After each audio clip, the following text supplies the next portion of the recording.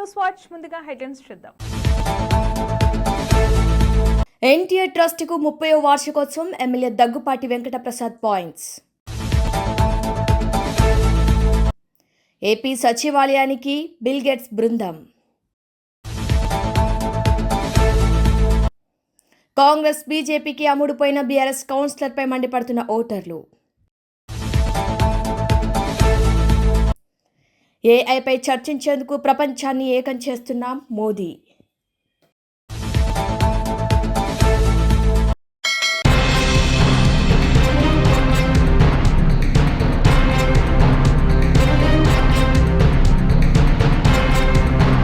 కడప జిల్లా పులివెందుల పట్టణంలో శ్రీకృష్ణదేవరాయ జయంతి వేడుకలు ఘనంగా నిర్వహించబడ్డాయి. పూలంగల వద్ద ఏర్పాటు చేసిన శ్రీకృష్ణదేవరాయల విగ్రహానికి కడప పార్లమెంట్ సభ్యుడు వైఎస్ అవినాష్ రెడ్డి పూలమాల వేసి నివాళులర్పించారు. ఈ సందర్భంగా ఆయన మాట్లాడుతూ, శతాబ్దాలు గడిచినా కూడా శ్రీకృష్ణదేవరాయలు వంటి మహానుభావులను ప్రజలు ఇప్పటికీ స్మరించుకోవటం వారి గొప్పతనానికి నిదర్శనమని అన్నారు. దేవాలయాల నిర్మాణం, చెరువుల తవ్వకం వంటి అభివృద్ధి కార్యక్రమాల్లో ఆయన చూపిన దూరదృష్టి ఈ రోజుకి ఆదర్శమని పేర్కొన్నారు. అలాంటి మహానుభావుల అడుగుజాడలోనే ప్రజా జీవితంలో ముందుకు సాగాలని తమ సంకల్పమని తెలిపారు. ఇక బడ్జెట్ పై మీడియా ప్రతినిధులు అడిగిన ప్రశ్నలకు సమాధానంగా సంక్షేమ పథకాల కోసం తగిన కేటాయింపులు లేవని ఆయన విమర్శించారు. 18 ఏళ్లు నిండిన ప్రతి ఆడబిడ్డకు నెలకు 1500 ఇస్తామని చెప్పినా ఆ పథకానికి నిధులు కేటాయించలేదని అన్నారు. 50 ఏళ్లకే వృద్ధాప్య పెన్షన్, నిరుద్యోగులకు నెలకు 3000 భృతి వంటి హామీలకు కూడా అదనపు నిధులు లేవని పేర్కొన్నారు. గత 22 నెలల్లో ఆరోగ్యశ్రీ, ఫీజు రియంబర్స్మెంట్ పథకాలకు వేల కోట్ల రూపాయల బకాయిలు ఉన్నాయని తెలిపారు. ఎన్నికల సమయంలో ఇచ్చిన హామీల అమలుకు ప్రస్తుత బడ్జెట్లో స్పష్టత కనిపించడం లేదని, ఇది అంకెల గారడి మాత్రమేనని ఆయన విమర్శించారు.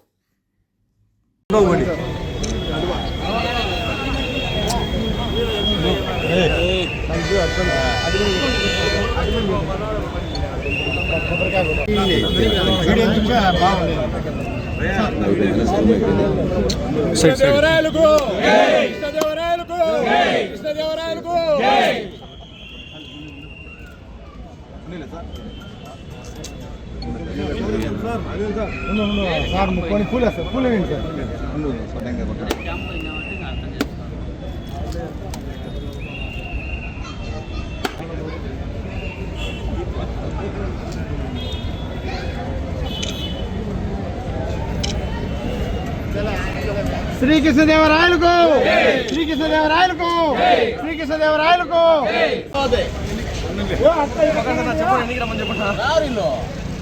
బాబు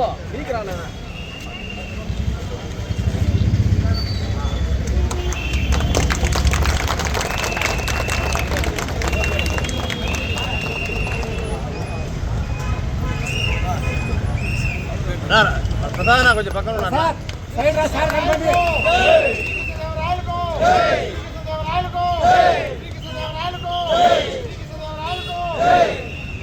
జయంతి ఉత్సవాల సందర్భంగా ఇవాళ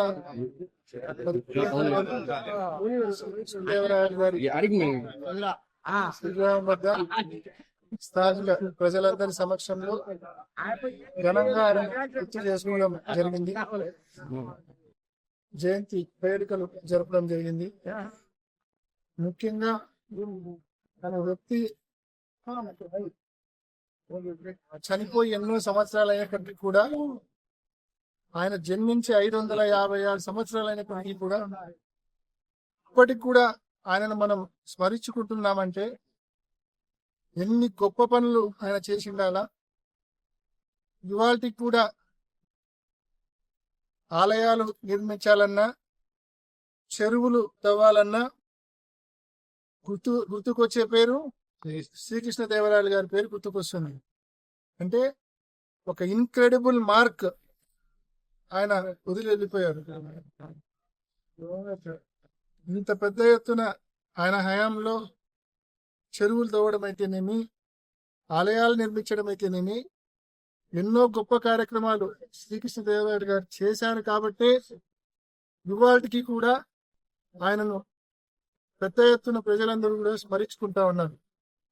ఆయన అడుగుజాడల్లో తప్పకుండా మేమంతా కూడా రాజకీయాల్లో ఉన్నాం, ప్రజా జీవితంలో ఉన్నాం. తప్పకుండా ఆయన అడుగుజాడల్లో ముందుకెళ్తామని చెప్పి కూడా తెలియజేసుకుంటున్నాం. బడ్జెట్ లో ఇందాక మీరు అడిగినట్టుగా బడ్జెట్ లో సంక్షేమ పథకాలకు సంబంధించిన కేటాయింపులు చాలా తక్కువగా ఉన్నాయని చెప్పి మీరు అంటున్నారు. అసలు చాలా తక్కువగా ఉండడం పక్కన పెట్టారు, అసలు కేటాయింపులే లేవు. ఆడబిడ్డని ఏదైతే 18 ఏళ్ళు దాటిన ఆడవారందరికీ కూడా నెలకు 1500 రూపాయలు చొప్పున ఏడాదికి 18,000 ఇస్తామన్నారు. ఆ పథకానికి ఒక్క రూపాయి కూడా కేటాయించలేదు. 50 ఏళ్లకే పెన్షన్ ఇస్తానని ఏదైతే చెప్పారో దానికి ఒక్క రూపాయి కూడా అదనంగా కేటాయించలేదు. నిరుద్యోగులకు నెలకు 3,000 రూపాయలు నిరుద్యోగ వృత్తి ఇస్తామని చెప్పినారు ప్రతి నిరుద్యోగికి కూడా, దానికి ఒక్క రూపాయి కేటాయించలేదు. ఇలా ఎన్నో పథకాలకు ఒక్క రూపాయి కేటాయించలేదు. పైపెచ్చు ఆరోగ్యశ్రీ, ఫీజు రియంబర్స్మెంట్ వంటి పథకాలకు కూడా వేల కోట్ల రూపాయలు బకాయిలు పెట్టారు ఈ 22 మాసాల్లో. ఆ బకాయిలు చెల్లించే పరిస్థితి కూడా లేదు. అంటే ఫీజు రియంబర్స్మెంట్ కు మాత్రమే 8,000 కోట్ల బకాయి ఉంది. ఆరోగ్యశ్రీకి దాదాపు 5,000 కోట్ల పైచిలకు బకాయి ఉంది. ఆ బకాయిలు తీరిస్తేనే ఆ స్కీమ్స్ అనేటివి జాగ్రత్తగా రన్ అయ్యే పరిస్థితి, ప్రజలకు ఉపయోగపడే పరిస్థితి ఉంది. ఆ బకాయిలు తీర్చే పరిస్థితి కూడా లేదు. ఈ బడ్జెట్ కేవలం వెంకెల గారెడి తప్ప ప్రజలకు నిజంగా ఏదైతే ఎన్నికల హామీలు ఇచ్చినారో ఆ హామీలు అమలు చేసే పరిస్థితి అయితే లేదు.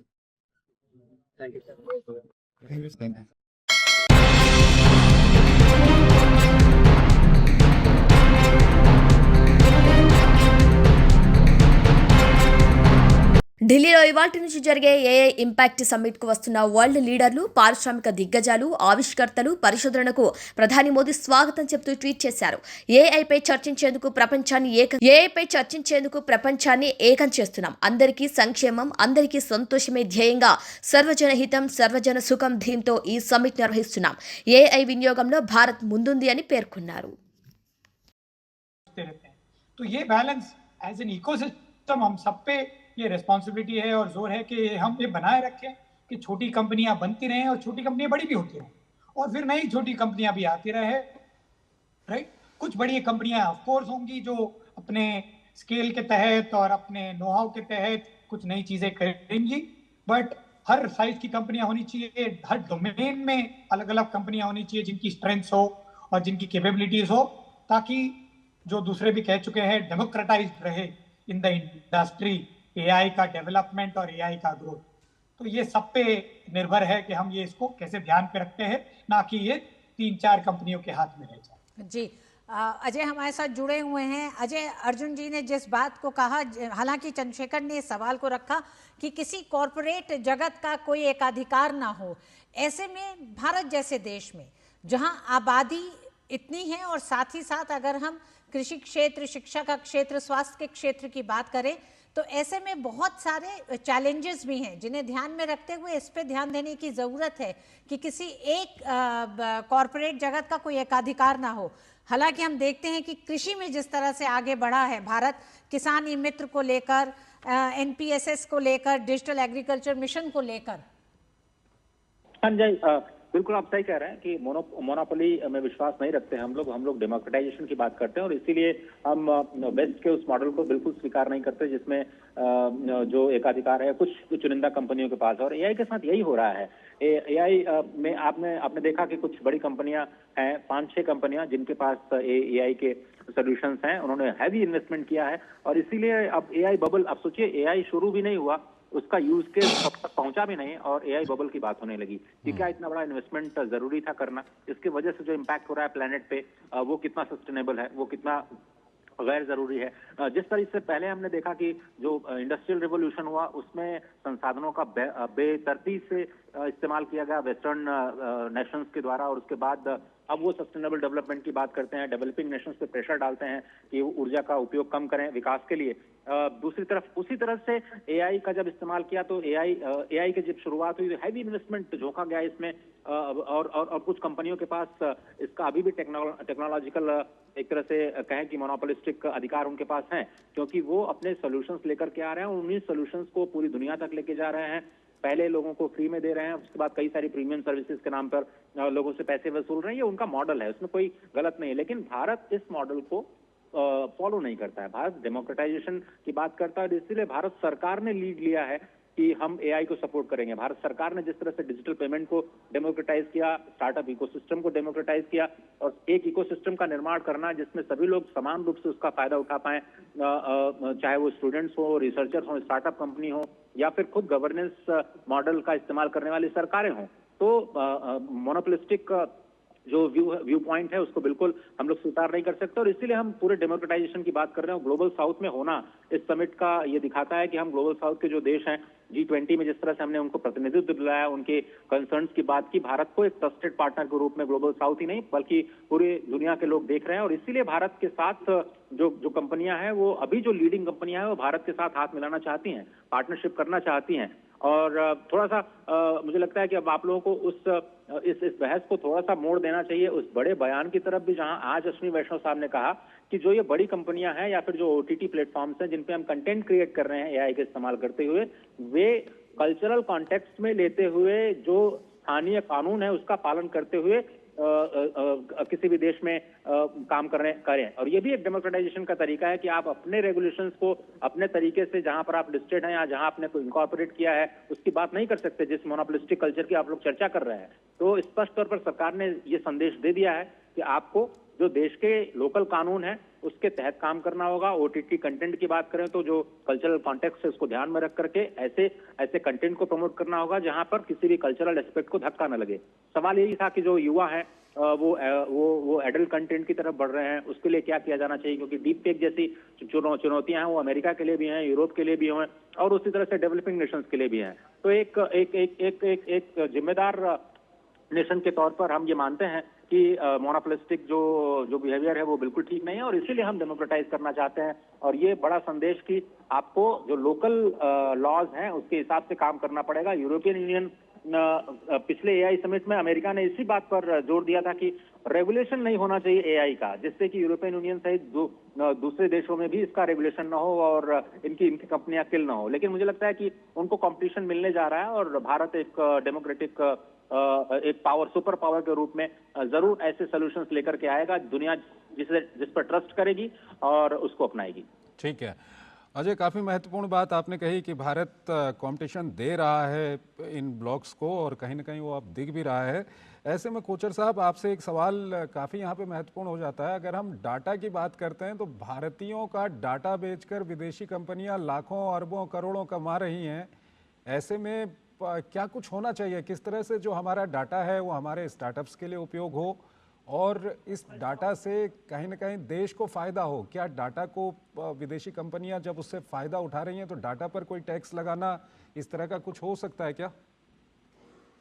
देखिए, हम तो टेलीकॉम सेक्टर से ये पहले से ही बोल रहे हैं कि डेटा और एप्लीकेशन जो विदेशी कंपनियां हमारे नागरिकों पर से कमा रही हैं वो बाहर जा रहा है। उसमें गवर्नमेंट को भी कुछ नहीं मिल रहा और हमारे नागरिक को भी कुछ नहीं मिल रहा। टेलीकॉम में भी ये हो रहा है और अब एआई में अगर हम अंकुश नहीं लगाएंगे तो वही होगा। अब खुशी की बात यह है कि सरकार ने एक ऐसे कदम लिया है जिसमें जो इन्वेस्टमेंट हैवी इंफ्रास्ट्रक्चर है एआई का वो सरकार डेमोक्रेटाइज कर रही है कि सभी को मिलेगा। उसके बाद आप अपनी अपनी क्षमता के हिसाब से उसमें एप्लीकेशन बनाएं। अब अगर फिर भी फॉरेन कंपनीज अपने एप्लीकेशन लाते हैं, डेटा हमारा यूज करती हैं, तो मेरे ख्याल से उनके ऊपर अंकुश लगाने के लिए कुछ ना कुछ फाइनेंशियल बर्डन डालना चाहिए, जिससे कि इंफ्रास्ट्रक्चर में हमारा इंडियन इंफ्रास्ट्रक्चर बढ़ाने के लिए उनको भी कंट्रीब्यूट करना चाहिए, जो आज की डेट में वो नहीं कर रहे।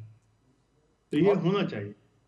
और साथ ही साथ अगर स्टार्टअप्स की हम बात करें तो कई स्टार्टअप्स ऐसे हैं जिसमें फॉरेन वेंचर कैपिटल है, तो उसको लेकर के हम कैसे उसका फायदा देश को मिले, देशवासियों को मिले, क्या कुछ करना चाहिए इस पर?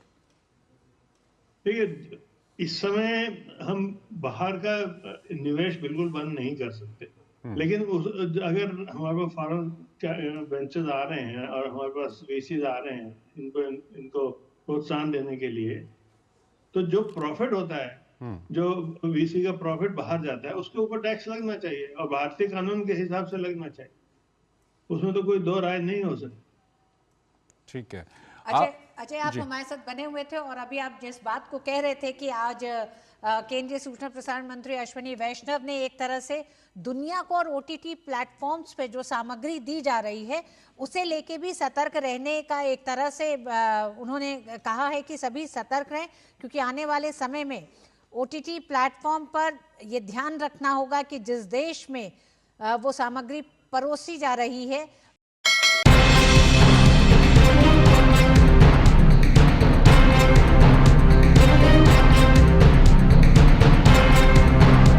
తాండూరు చైర్మన్ వైస్ చైర్మన్ ఎన్నికను బాయ్కాట్ చేశారు బీఆర్ఎస్ కౌన్సిలర్లు. మాజీ ఎమ్మెల్యే పైలట్ రోహిత్ రెడ్డి ఇతర బీఆర్ఎస్ నాయకుల మీద పెట్టిన అక్రమ కేసులను నిరసిస్తూ ప్రమాణ స్వీకారం చేసి కౌన్సిల్ హాల్ నుండి వెళ్లిపోయారు బీఆర్ఎస్ కౌన్సిలర్లు.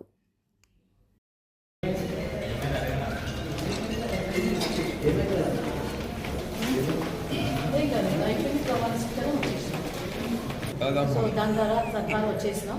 మేము municipal chairperson vice chairperson elections boycott చేసి రావడం జరిగింది. మొన్న ఏదైతే ఫలితాలను మ్యానిపులేట్ చేద్దామని ఎమ్మెల్యే గారు కౌంటింగ్ సెంటర్కి ఫలితాలు విడుదల ముందు ఎంటర్ అయ్యారో దాని ద్వారా రోహిత్ రెడ్డి గారు కానీ ఇతర టీఆర్ఎస్ కార్యకర్తలు రావడం దాన్ని 132 సెక్షన్ కింద నాన్ బెయిలబుల్ కేసు చేయడం జరిగింది. ఏదైతే రాజ్యాంగం అధికారులకే ఉన్నదా అదే అధికార పార్టీకే ఉన్నదా, వాళ్ళు ఎంటర్ అయినప్పుడు తప్పులేంది, పోలీసులు వీళ్ళు ఎంటర్ చేయడం వల్ల అబ్జెక్షన్ తెలియజేయడంలో అలాగే ఫలితాలు విడుదల కాకముందు మ్యానిపులేట్ చేద్దామన్న ఉద్దేశంతో రావడం జరిగింది. దాన్ని ఉద్దేశించుకొని ఈరోజు మేము చైర్పర్సన్ వైస్ చైర్పర్సన్ని ఎలక్షన్స్ని బైకాట్ చేసుకున్నాం.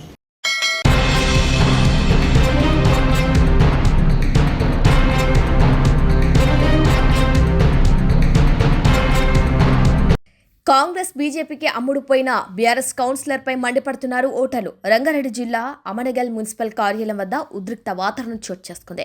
కాంగ్రెస్ బీజేపీకి అమ్ముడుపోయిన BRS councillor Patya Naik down down అంటూ బీఆర్ఎస్ నినాదాలు చేసింది. బీఆర్ఎస్ పార్టీకి చైర్మన్ పీఠం దక్కకుండా కాంగ్రెస్ బీజేపీ కుమ్మక్కైంది. పెద్ద ఎత్తున తరలివచ్చారు. ఆందోళనకు దిగారు బీఆర్ఎస్ శ్రేణులు మరియు ఓటర్లు. బీఆర్ఎస్ నాయకులు పంపించే ప్రయత్నం చేస్తున్నారు పోలీసులకు బీఆర్ఎస్ నాయకుల మధ్య వాగ్వాదం చోటు చేసుకుంది.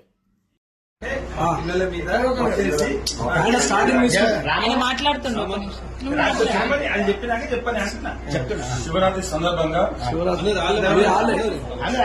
ఈరోజు మహాశివరాత్రిని పురస్కరించుకొని గర్భగుడిలో ఉన్నాం. ఎవరి వారి పిల్లల మీద చేసుకుంటూ మనమందరము పార్టీ ఆదేశించిన మేరకు చైర్మన్ వైస్ చైర్మన్ ఎన్నికల్లో పాల్గొని న్యాయం చేయాలని ప్రమాణం చేస్తున్నాను. చైర్మన్ గా పాపిశెట్టి రాము, వైస్ చైర్మన్ గా పత్యనాయక్ అని నేను, మేమందరం ముక్కుముడిగా మేము రేపు చైర్మన్ పదవిని కైవసం చేసుకుంటున్నాం.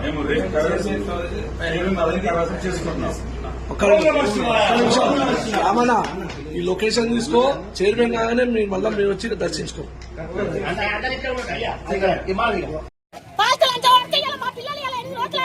ఎంత వస్తామంటే వాళ్ళు ఇలా మమ్మల్ని ఘోరం చేసి నడి రోడ్డు మీద కన్న కష్టపడి ఓట్లు వేయించే వాళ్ళకి భర్త నాయకుడికి ఎవరి కాదు భర్త నాయకుడు అమ్మడం వైద్య పెళ్ళని నమ్ముకోవాలి. వాడు అమ్మడం వైద్య లేక వాడు కాదు అమ్మడం వైద్య పెళ్ళని నమ్ముకోవాలి. వాడికి వచ్చి మమ్మల్ని ఖరాబ్ చేసిండు, మమ్మల్ని అన్యాయం చేసిండు. ఇలా ఆడవాడికి వచ్చి బాధలు లంచం కొడతాడు. మా ఎన్నడ చేతుల్లో కూడా వచ్చి ఆడలనే కొడతామని వాడు రావాలి. మా గేర్కి పేరు మొత్తం పాడు చేసిండు. వాళ్ళు వాడు రాకుండా మేము మమ్మల్ని ఆగం చేసిండు. వాడు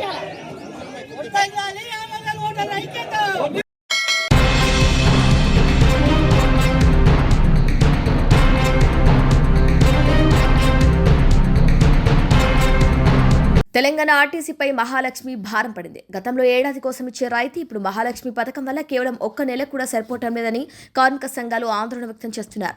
గతంలో ఆర్టీసీ ప్రయాణికులకు ఏడాది 404 కోట్ల రాయితీ ఇచ్చే క్రమంలో మహాలక్ష్మి పథకం వల్ల ఇప్పుడు ప్రయాణికులకు నెలకు 390 కోట్లు ఖర్చు చేసింది కాంగ్రెస్ ప్రభుత్వం.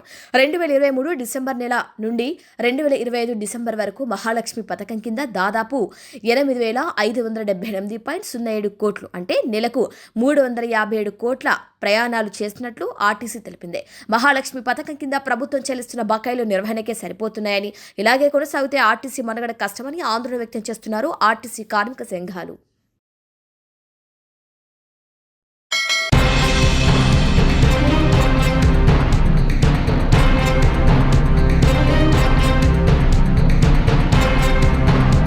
బిల్గేట్స్తో పాటు సచివాలయానికి చేరుకున్న ఆయన ప్రతినిధి బృందం సభ్యులు మైకేల్ థియోడార్, జాయోగులస్ క్రిస్టియానా మరియు ఇస్కుందర్, అంకుట్ చంద్రకాంత్ ఓరా, అర్చన వ్యాస్ సచివాలయంలో కీలక సమావేశాలయ్యాయి.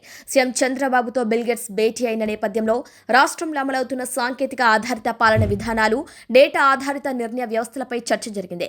ప్రత్యేకంగా AP real time governance society వ్యవస్థ పనితీరుపై అధికారులు ప్రజెంటేషన్ ఇచ్చారు. ప్రజాసేవల అందుబాటులో, సంక్షేమ పథకాల మానిటరింగ్, రియల్ టైమ్ డేటా వినియోగం వంటి అంశాలను గేట్స్ పరిశీలించారు. వ్యవసాయ రంగంలో డ్రోన్లు, ఏఐ, డిజిటల్ అగ్రి సొల్యూషన్స్ వినియోగంపై కూడా సమీక్ష నిర్వహించారు. ఆరోగ్యం, పోషణ, విద్యా రంగాల్లో గేట్స్ ఫౌండేషన్ భాగస్వామ్యాన్ని మరింత విస్తరించే అవకాశాలపై చర్చలు జరిగాయి. రాష్ట్ర అభివృద్ధి దిశగా రూపొందించిన స్వర్ణాంధ్ర విజన్ 2047 పై ముఖ్యమంత్రి ప్రత్యేక ప్రజెంటేషన్ ఇచ్చారు.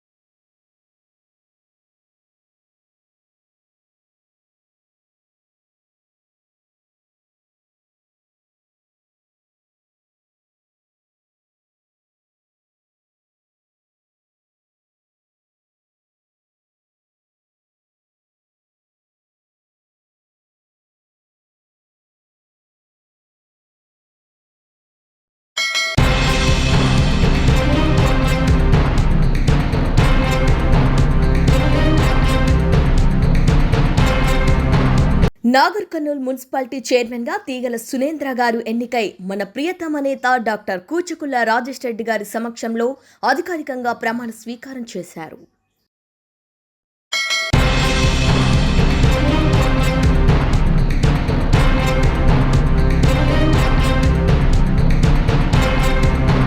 ముఖ్యమంత్రి సహాయ నిధి అనేది పేద వర్గాలకి ఒక వరంలాగా మారింది.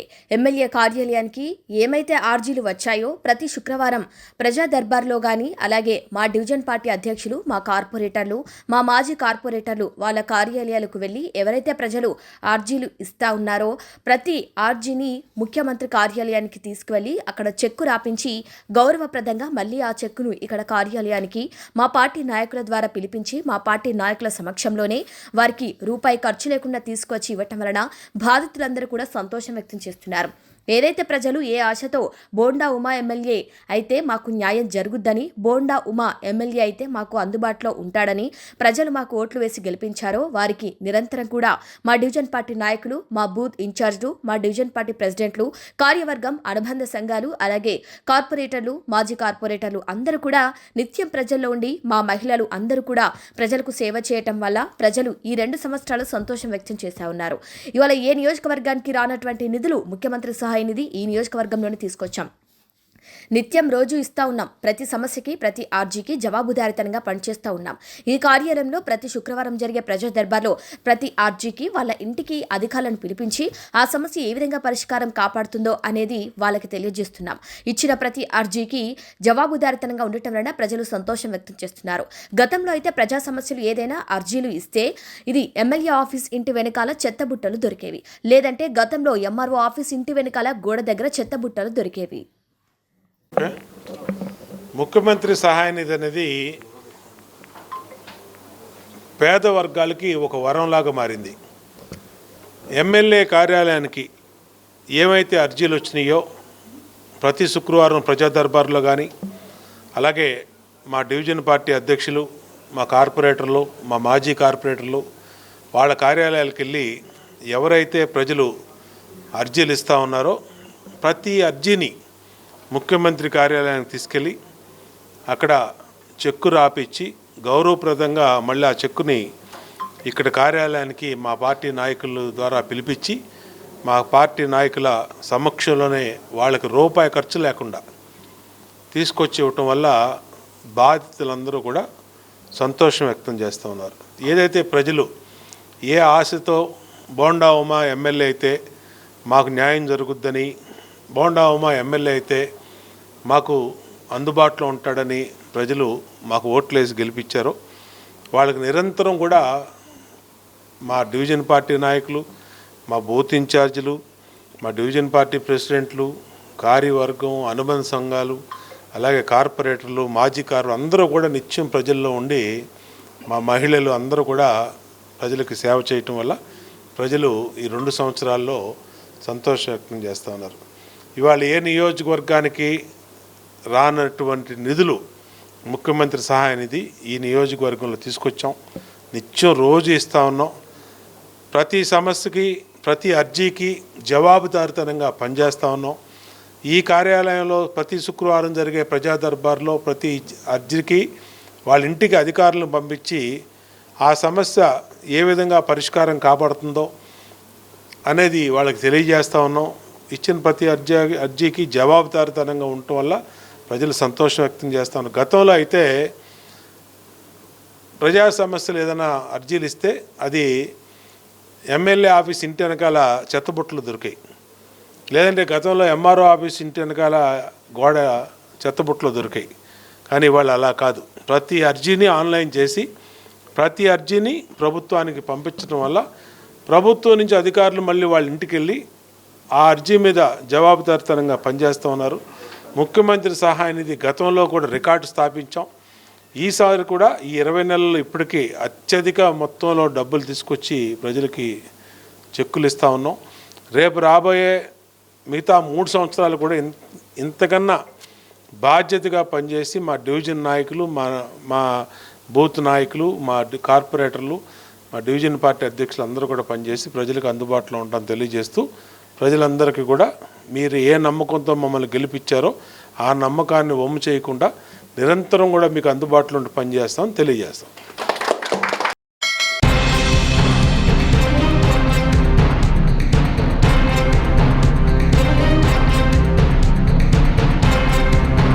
బులెటిన్ ముగించే ముందు హెడ్లైన్స్ మరొకసారి.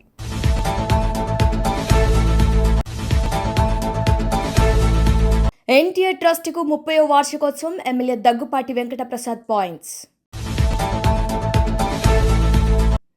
ఏపీ సచివాలయానికి బిల్ గేట్స్ బృందం. కాంగ్రెస్ బీజేపీకి అమ్ముడుపోయిన బీఆర్ఎస్ కౌన్సిలర్పై మండిపడుతున్న ఓటర్లు. ఏఐపై చర్చించేందుకు ప్రపంచాన్ని ఏకం చేస్తున్నాం మోదీ.